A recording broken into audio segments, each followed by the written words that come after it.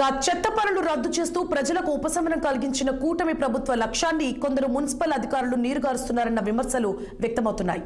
Kadapa corporation సిబ్బంది commercial కాంప్లెక్స్లు, హోటల్స్లు, hospitals వద్ద అనధికార బిల్లులు మంజూరు చేస్తూ వసూళ్ల పర్వానికి తెరతీశారు.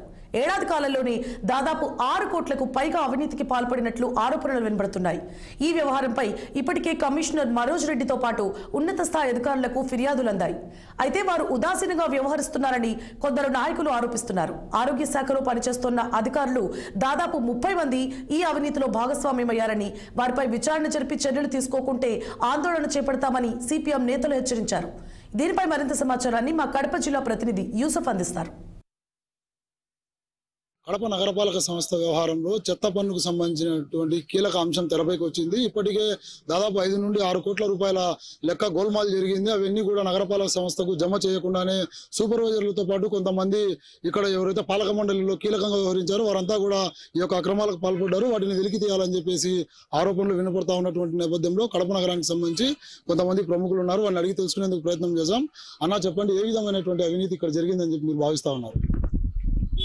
కడప రాజకీయాల్లో ఓ విప్లవం ఏది జరిగినా కానీ, కాకపోతే మొదటిసారి రాజకీయాలకు సంబంధం లేకుండా అధికారులు కూడా మేమేం తక్కువ తిన్నాము అని చెప్పి అవినీతికి తెరదీశారు. ఇక్కడ క్లాప్ ప్రోగ్రామ్ చెత్త పన్ను వసూలు గురించి గత ఎన్నికల్లో ప్రధానంగా ప్రజలను ఆకట్టుకున్నటువంటి అంశం.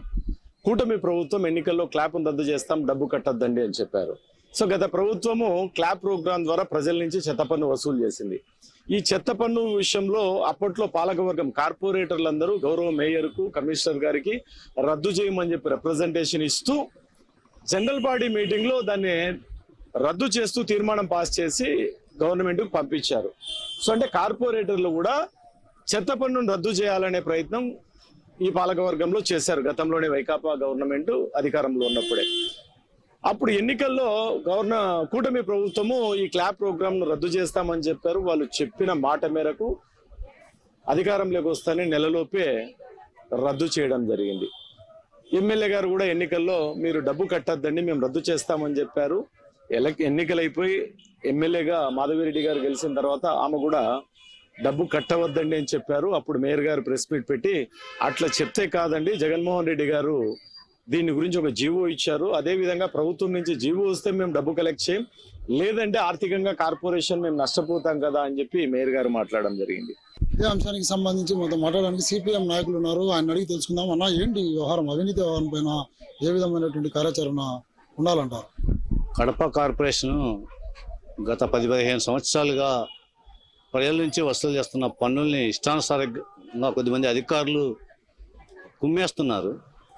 ఇటీవల బదిలీ అయినటువంటి ఒక అధికారి, ఒక ప్లానింగ్ విభాగంలో పనిచేస్తున్న అధికారి ఒక అపార్ట్మెంట్ దగ్గరికి వెళ్ళి నాకు ఒక అపార్ట్మెంట్ రాసి ఇవ్వాలని చెప్పి అడిగాడంటే కడప నగరపాలక సంస్థ వ్యవహారంలో చెత్త పన్నుకు సంబంధించినటువంటి కీలక అంశం తెరపైకి వచ్చింది. ఇప్పటికే దాదాపు 5 నుండి 6 కోట్ల రూపాయల లెక్క గోల్మాల్ జరిగింది. అవన్నీ కూడా నగరపాలక సంస్థకు జమ చేయకుండానే సూపర్వైజర్లతో పాటు కొంతమంది ఇక్కడ ఎవరైతే పాలక మండలిలో కీలకంగా వ్యవహరించారో వారంతా కూడా ఈ యొక్క అక్రమాలకు పాల్పడ్డారు. వాటిని వెలికి తీయాలని చెప్పేసి ఆరోపణలు వినపడతా ఉన్నటువంటి నేపథ్యంలో కడప నగరానికి సంబంధించి కొంతమంది ప్రముఖులు ఉన్నారు. వాళ్ళని అడిగి తెలుసుకునేందుకు ప్రయత్నం చేశాం.